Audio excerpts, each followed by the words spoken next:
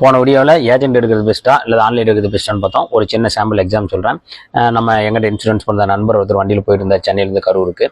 So போகிற வழியில் முன்னாடி போன வண்டி பிரேக் போட்டு அதுலேருந்து ஒரு ஜல்லி வந்து முக்கால் ஜல்லி வந்து கண்ணாடியில் விழுந்து கண்ணாடி உடஞ்சிருச்சு.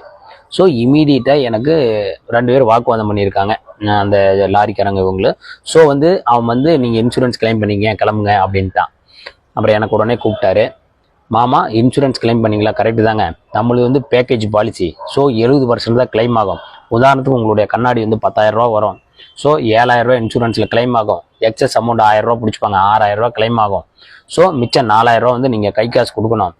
நீங்கள் அந்த இடித்த லாரிக்காரர்கிட்ட கொடுங்க. ஒன்று எஃப்ஐஆர் போடவா, இல்லை மியூச்சுவலாக போயிட்டோம்னா அவங்கவுங்க கிளம்பிடலாம். எஃப்ஐஆர் போட்டால் சிரமம் அப்படின்னு சொன்னேன். ஸோ அவங்ககிட்ட நான் பேசினேன், தம்பி இந்த மாதிரி எஃப்ஐஆர் போட்டால் உனக்கு ஒரு நாள் பொழப்பு போயிடும்.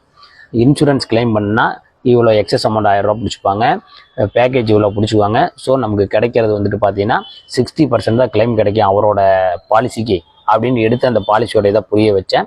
ஸோ ஒரு மியூச்சுவல் அண்டர்ஸ்டாண்ட் ஆகிட்டாங்க. இந்த மாதிரி நிறைய கைட்லைன்ஸ் கிடைக்கும். நாளைக்கு இன்னொரு சம்பவத்தோட பார்ப்போம். நன்றி.